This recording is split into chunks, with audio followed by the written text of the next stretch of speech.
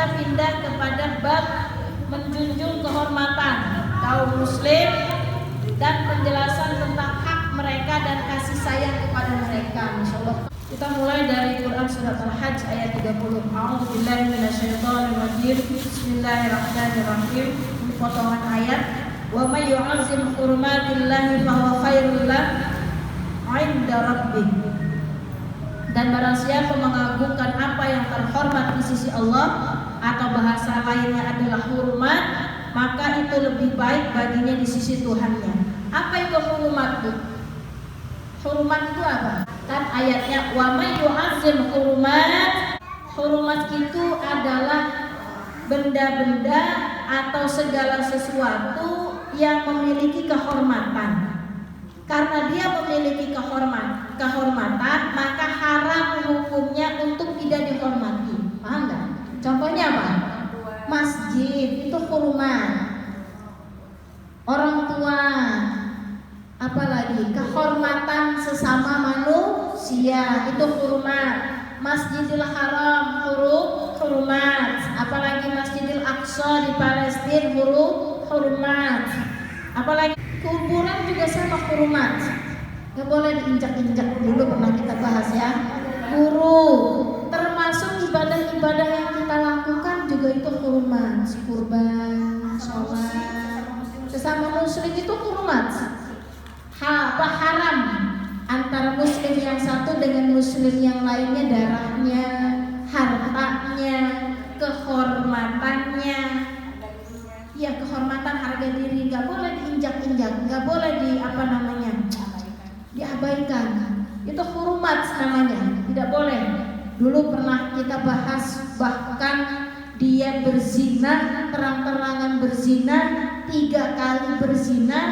Kata baginda Rasul, tutupi aibnya, jangan celah dia. Itu hormat. Salah memang, kelakuan dia salah. Tetapi baginda Rasul mengajarkan kepada kita stop. Bahkan jangan diumbar.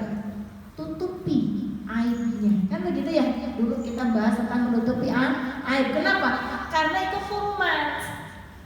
Hartanya ibu diambil sama orang lain, zalim, nggak boleh, haram. Itu hormat. Jadi segala sesuatu yang diharamkan oleh Allah, ya, maka itu baik di sisi Tuhan. Jadi kalau sudah dikatakan hormat, maka dia status hukumnya haram. Masjid haram untuk melakukan hal-hal yang diharamkan oleh Allah.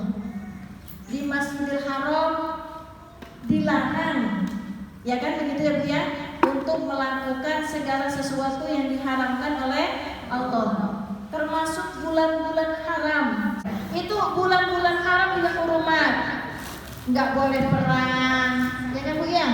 Bahkan orang-orang kafir Quraisy sana, kalau bulan-bulan Rajab, bulan Dzulqa'dah, Dzulhijjah, Muharram, itu juga mereka melakukan gencatan senjata. Itu hormat.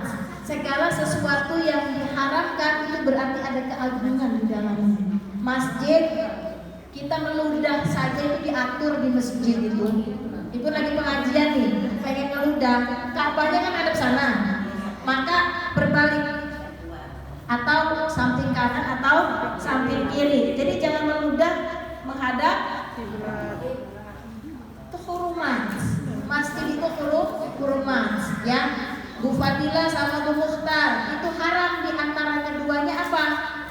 Hartanya, darahnya, kehormatannya. Apa maksudnya kehormatan? Ngomongin, ngegibah, apalagi memfitnah. Jadi segala sesuatu yang diharamkan oleh Allah, yang dimuliakan oleh Allah, memiliki keagungan, itu hormat. Wa may yu'azzim hurumatillah fa huwa khairul lah. Barang siapa yang mengagungkan hormat tadi yang saya sebutkan banyak banget, itu lebih baik baginya. Ya. Kemudian ayat selanjutnya, wa may yu'azzim sha'airallahi fa innaha min taqwal qulub. Barang siapa mengagungkan syiar-syiar Allah, maka sesungguhnya hal itu timbul dari ketakwaan hati. Syiar-syiar Allah itu banyak, perintah perintah Allah itu sangat banyak. Makanya Bu, sekilas saya bahas Quran surat Al-Falaq dengan surat An-Nas, boleh ya? Dalam surat Al-Falaq, Qul a'udzu birabbil falaq, saya berlindung dari kepada Allah, Rabb yang menguasai falak waktu subuh. Min syarri ma khalaq wa min syarri ghasiqin idza waqab wa min syarri naffasati fil 'uqad wa min syarri hasidin idza hasad.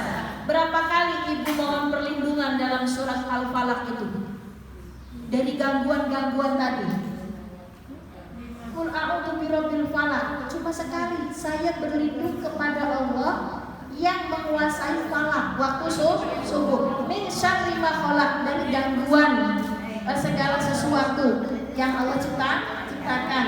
Wa min syarri naffasati fil 'uqad wa min syarri hasidin idza hasad. Banyak sekali gangguannya, tapi berlindungnya cuma satu. Intinya berlindung dari gangguan, dari godaan. Godaan apa? Yang berbentuk jin, apa maning? Setan. Setan itu bentuknya bisa manusia, bisa setan, bisa jin, bisa iblis. Karena setan itu sifat. Setan itu apa? Sifat. Bentuknya bisa manusia. Sing doyan ngomongin wongku, padahal setan. Yang suka ngadu domba tuh sama seperti setan. Karena setan itu adalah sifat. Ingat, setan itu sifat. Bukan benda, bukan sifat. Bentuknya jin dan manusia. Berlindung kepada yang seperti itu cukup satu kali. Qul a'udzu birabbil falaq. Tapi dalam surat An-Nas, baca Bu. A'udzu billahi minasyaitonir rajim. Qul a'udzu birabbin nas. Saya berlindung kepada Tuhannya terus Malikin nas, yang merajai Ilahin nas. Dari apa? Ilah, Tuhannya terus min syarril waswasil khannas. Saya terangkan. Apa itu khannas? Apa itu waswasil khannas? Sampai berlindungnya 3 kali. Kalau tadi berlindung kepada benda-benda yang saya sebutkan tadi, cukup 1 kali. Qul a'udzu birabbil falaq. Tapi kenapa dalam Quran surat An-Nas itu sampai 3 kali? Qul a'udzu birabbin nas, malikin nas, ilahin.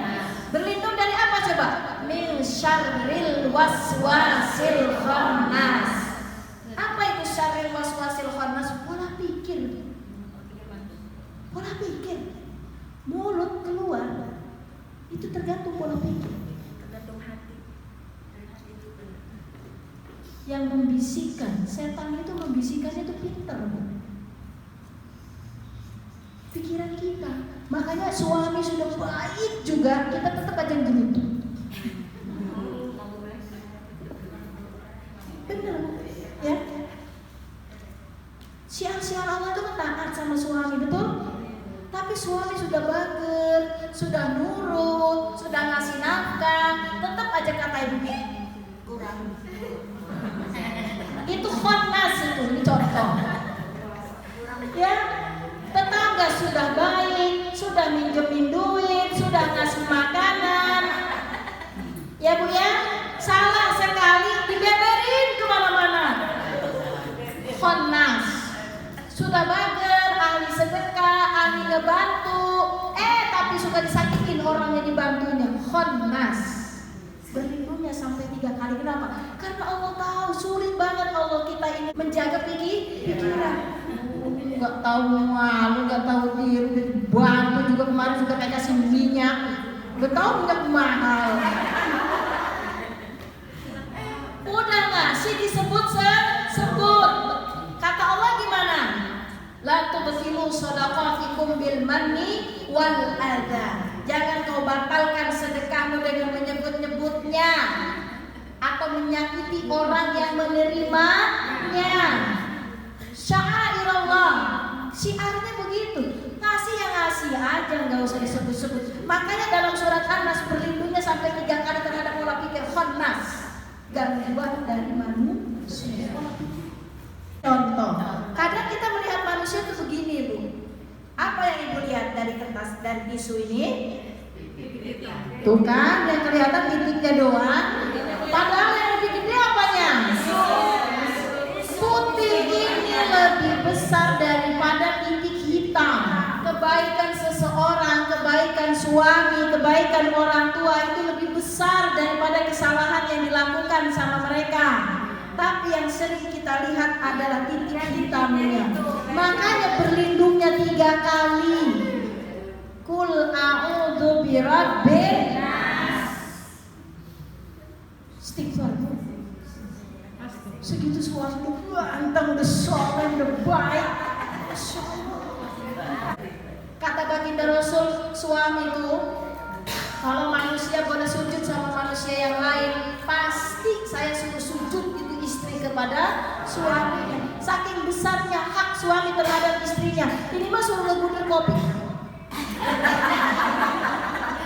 Suatu hari kita akan terkaget-kaget menerima sebuah buku. Heran, jangankan yang terang-terangan ngomongin orang, berbisik di dapur ngomelin suami, ada catatannya.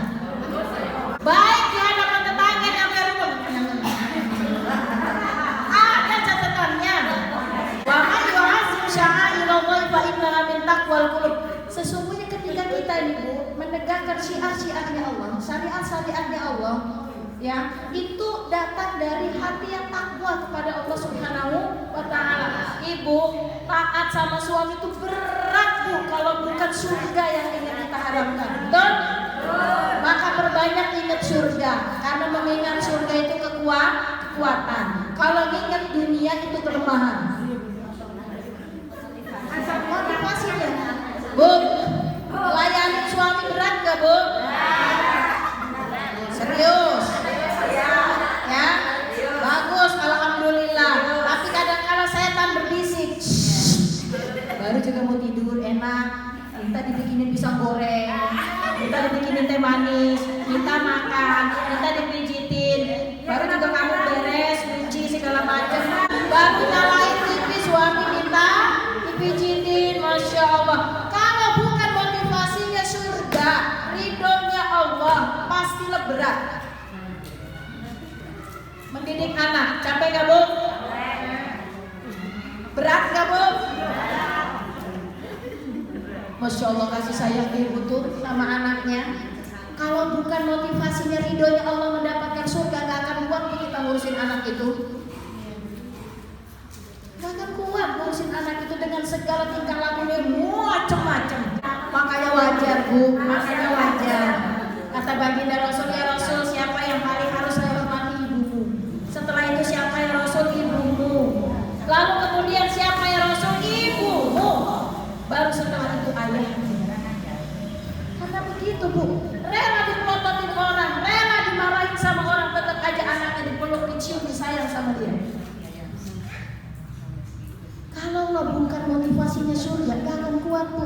Makanya Allah itu klop, Bu, menjadikan suami istri, suami itu penuh dengan logika, istri penuh dengan perasaan. Anak saya kalau minta sesuatu sama saya, kalau sama hatinya enggak, itu enggak butuh, enggak.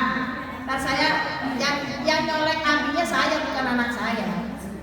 Itu posisinya kenapa? Karena saking besarnya kasih sayang ibu terhadap anak. Syiar wa may yu'azzim sya'airallah. Kalau Allah bukan karena syiarnya Allah, mengharapkan ridhonya Allah, ya, rukun sama tetangga itu berat. Bentar pepadon. Berisik tahu itu motor anaknya, wang. Saya juga punya motor, nggak gitu-gitu amat manasinya. Ibu kalau punya pohon mangga mau diborong nih sama orang, terus ada yang menjuntai ke tetangga, ya, kisaran 100 lah mangga. Yang 100 itu jangan dikasih ke pemborong, hak tetangga itu. Kalau nggak mau kayak begitu potong, jebret. Mentang-mentang pohonnya adanya di tanah dia,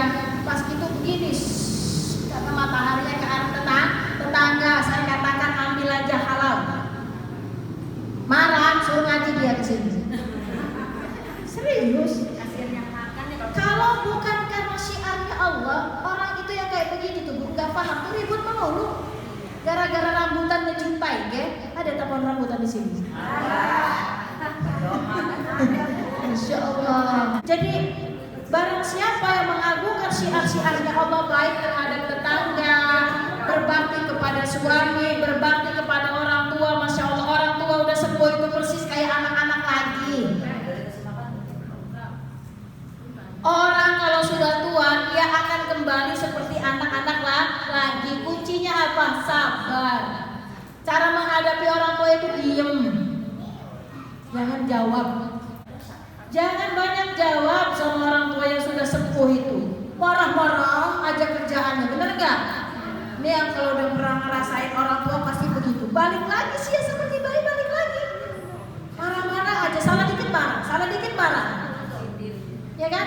Kesinggung dikit marah. Kalau anak-anak lucu, kalau orang tua dimarahin durhaka, Bu. Pokoknya semakin bertambah usia, kata Allah, dia akan dikembalikan seperti anak-anak. Kalau motivasinya bukan syiarnya Allah, motivasinya bukan surga, berat, Bu, berat. Berbakti sama orang tua itu berat. Perjalanan terberat dan terjauh bagi seorang anak itu ke rumah orang tua. Benar nggak? Males ke situ, bentar-bentar dimarahin. Udah diambilin makan, gak bisa dimakannya, pengennya kuahnya yang banyak, diambilin kuahnya yang banyak, katanya kebanyakan. Kenapa sangat rumit seperti itu? Hurumats. Karena hurumats. Ini biar ibu paham dulu, apa sih hurumats? Kenapa mengagungkan syiar-syiar itu datang dari takwa, min takwal qulub. Kalau hati kita tidak bertakwa kepada Allah, berat, yang tadi saya sebutkan itu sangat berat. Sholat berat. Baru juga ngeleleh habis pengajian Ustaz hari Sabtu, udah ada pengen tidur dulu padahal. Setelah tidur aja dulu, tidur. Bangun tidur ngopi dulu. Habis ngopi ngemih dulu. Habis ngemih pegang perutnya. Kenyang, biar kosong dulu, 2:30 baru sholat. Istighfar. Ya, kalau bukan karena syiarnya Allah, paham ya? Baik, sekarang kita masuk ke hadis yang pertama. Bismillahirrahmanirrahim. Dari Abu Musa radhiyallahu an, ia berkata, Rasulullah sallallahu alaihi wasallam bersabda, al-mu'minu lil mu'mini kal bunyani yashuddu ba'duhu ba'dan wa syabbaka baina asabi'ihi, muttafaqun alaih. Seorang mukmin terhadap mukmin yang lain itu seperti bangunan yang sebagiannya mengokohkan bagian yang lainnya. Beliau berkata demikian sambil menjalinkan jari-jarinya. Paham? Enggak. Saya ibaratkan gini. Kata baginda Rasul, mukmin yang satu dengan mukmin yang lain seperti bangunan. Bu, bangunan itu butuh apa? Pondasi. Pondasi itu terbuat dari apa? Batu, semen, pasir, besi, bata, air. Kalau cuma ada bata satu doang, bisa nggak berdiri bangunannya?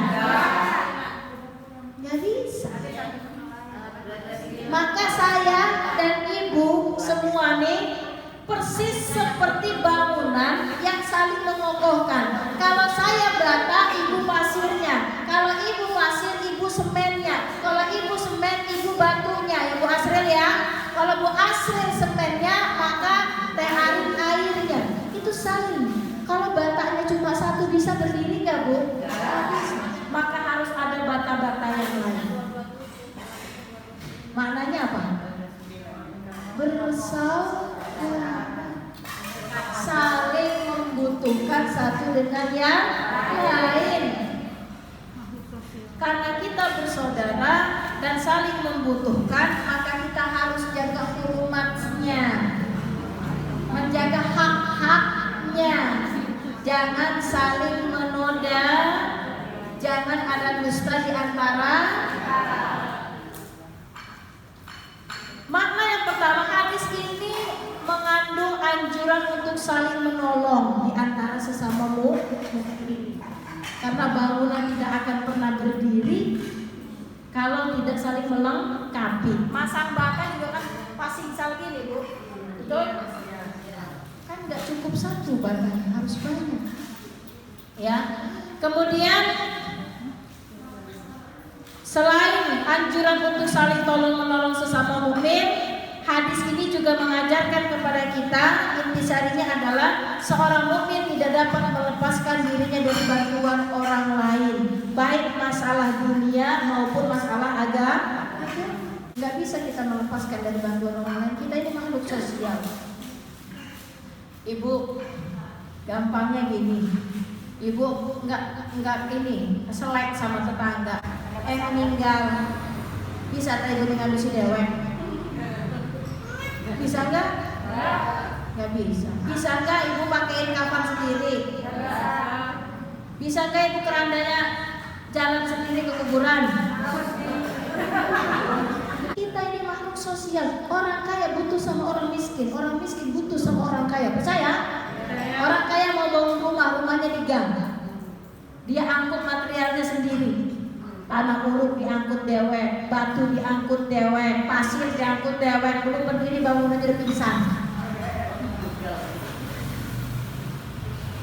Butuh kita sama orang miskin, kita butuh untuk ngasih sedekah, kita butuh. Kita ini saling membutuhkan antara satu dengan yang lain.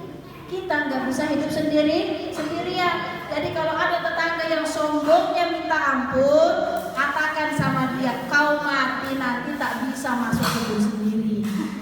Harus dimandikan, harus dikafani, tanganmu tak bisa menjangkau semua itu.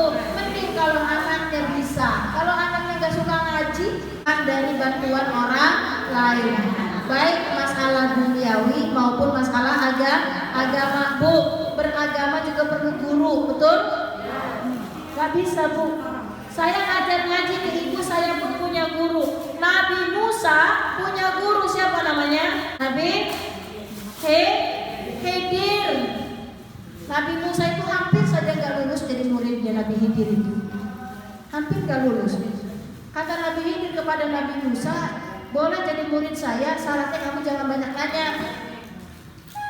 Ini Nabi Musa nanya lagi. Udahlah sampai sini aja. Saya tadi sudah bilang kamu gak akan kuat. Ibu kalau sudah sering baca Al-Kahfi hari Jumat, ini pasti ketemu kisah ini. Ya kan? Lagi ikut naik perahu, perahunya dibolongin. Ketemu anak yatim, rumahnya roboh, dirobohin. Ketemu lagi sama anak kecil lagi main, malah dibunuh. Gimana Nabi Musa gak keheran-heran, ya kan? Tapi ilmunya kan gak setara. Makanya dalam beragama perlu guru. Setan itu, Bu, saya kasih tahu, setan itu lebih senang 1000 ahli ibadah meninggal daripada 1 orang alim yang meninggal.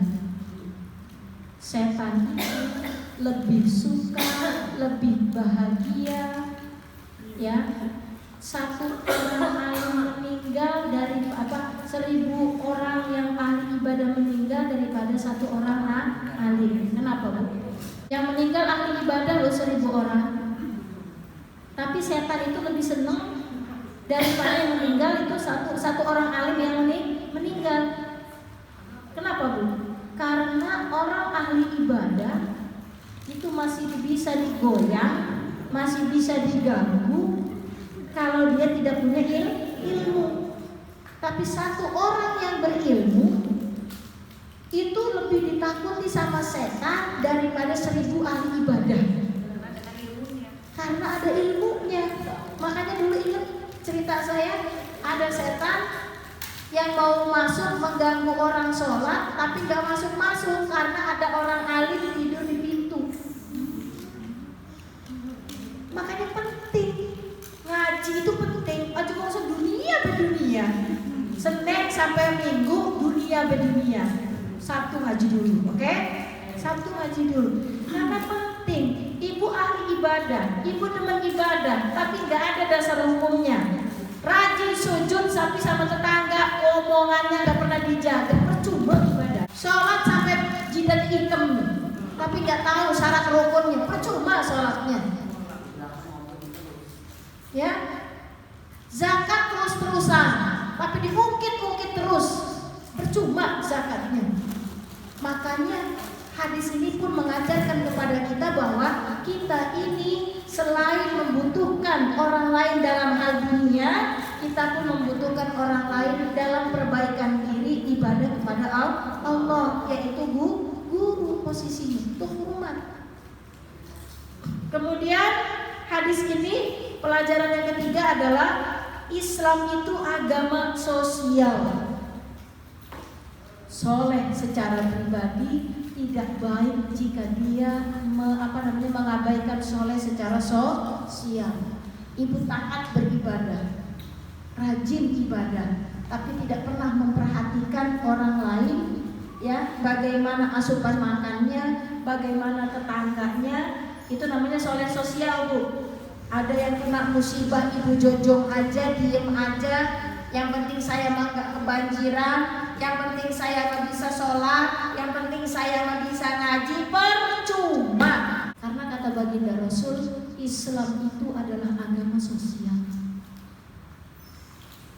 Perut ibu kenyang, tetangganya kelaparan, tidak dikatakan beriman. Makanya kalau berbicara tentang iman, pasti erat kaitannya dengan kehidupan orang lain. Maka yu'minu billah, barang siapa yang beriman kepada Allah, wal yaumil akhir, dan hari akhir, fal yukrim jarah, maka dia harus menghormati tetangganya.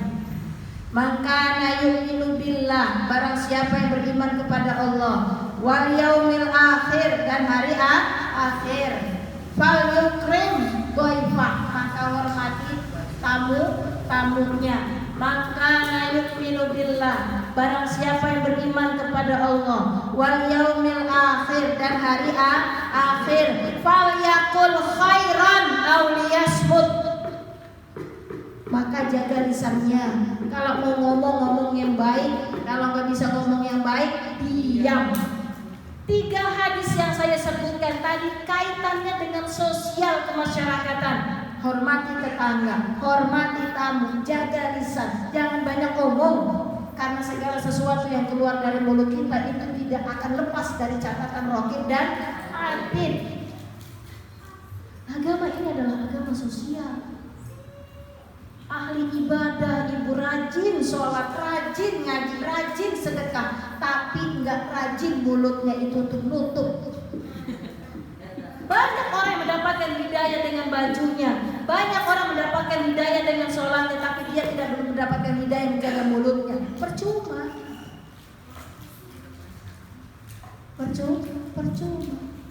Dia kaya, kenyang sendirian, tetangganya miskin, tetangganya nggak bisa makan. Dia tidur dalam kondisi kenyang, tetangganya tidur dalam kondisi lapar. Kata baginda Rasul apa? Tidak beriman. Agama ini adalah agama sosial. Ini adalah bagaimana kita harus berbelas kasih sayang terhadap sesama muslim. Itu makna hadisnya. Hadisnya pendek, maknanya panjang. Lanjut hadis yang kedua. Dari Abu Musa, dari sumber yang sama, radhiyallahu an, ia berkata bahwasanya Rasulullah SAW bersabda, "Man marra fi syai'in min masajidana aw aswaqina wa ma'ahu nablun falyumsik aw yaqbid ala nisaliha bikaffihi ayyusiba ahadan minal muslimina minha bi syai'in." Muttafaqun alaih. Barang siapa berjalan di suatu tempat dari masjid-masjid kami atau pasar-pasar kami, sedang ia membawa anak-anak panah, maka hendaklah ia memegang atau menutupi ujung-ujungnya dengan telapak tangannya, sebab dikhawatirkan akan mengenai seorang dari kaum muslimin. Muttafaqun alaih, berarti Bukhari dan Muslim. Ngerti, Bu? Bu, kalau ibu bawa benda-benda tajam, baik di pasar atau melewati masjid atau melewati masyarakat pemukiman, tutup benda tajam itu. Pada masa baginda Rasul, itu kan menjadi terbiasa dan sangat biasa. Pergi kemana-mana bawa tombak, betul? Bawa anak panah, bawa pedang, itu terbiasa. Kenapa? Karena bentar-bentar kan ada yang menyerang, kan begitu. Ini kan kejadiannya pada masa baginda Rasul. Tapi kasih sayangnya baginda Rasul itu sampai mengatur bagaimana membawa senjata. Ibu, kalau kita terjemahkan ke zaman sekarang, ibu, kalau ibu mau pergi bebantu, ngerti bebantu bu? Ke tetangga yang lagi hajatan, jangan tak kewer-kewer bawa pisaunya. Apalagi sampai nunjuk-nunjuk dengan pisau, nggak boleh. Coba ambilin bawang tuh, bawang sebelah sana bawang, sambil pakai pisau. Bagian tajamnya pula, boleh nggak bu? Nggak boleh. Islam mengajarkan sampai seperti itu. Kalau ibu mau membantu ke rumah tetangga, bawa pisau, bawa juga serotongnya. Serangka. Kalau nggak punya serangka, nggak ada serangkanya, bungkus pakai koran. Cara bawanya dibalik supaya yang tajam itu tidak kena mengenai seseorang. Begitu Islam mengajarkan kepada kita kasih sayang Nabi kepada Muslim. Ya, kalau ibu bawa senjatanya ibu makan pisau, ya, atau pacul, bapak-bapak atau garu, apapun itu yang tajam ditutup ujungnya. Jangan sembarang. Kenapa yuk? Karena khawatir. Tadi awalnya bercanda, jadi orang hijau ke sini, misalkan kan gitu, sini. Mukhtar sini tuh bawangnya, tiba-tiba ada jadi kasih sayang itu sampai yang demikian tuh diatur sama hadis, sama baginda Rasul. Mengantisipasi. Kenapa di sini disebutkan masjid? Masjid itu hormat, tempat-tempat yang diagungkan. Nggak boleh ada peperangan, perkelahian. Makna lainnya juga tuh kalau melewati masjid, maaf, punten, klakson, kemudian knalpot, itu juga nggak boleh. Posisinya harus dijaga. Ya, di sini memang yang difokuskan adalah benda tajam posisinya. Jadi ibu kalau pengen nebang pohon di pinggir jalan, kan saya sudah bilang kalau ada pohon pinggir jalan mengganggu ibu lewat untuk pengajian, tebang aja, kan begitu ya. Nah, cara bawa pisaunya itu minimal dipakein koran supaya tidak mengenai orang lain. Khawatir juga mengenai ibu. Khawatir, kenapa? Kan kita nggak tahu bu, barangkali keselambung atau kepleset kena kita.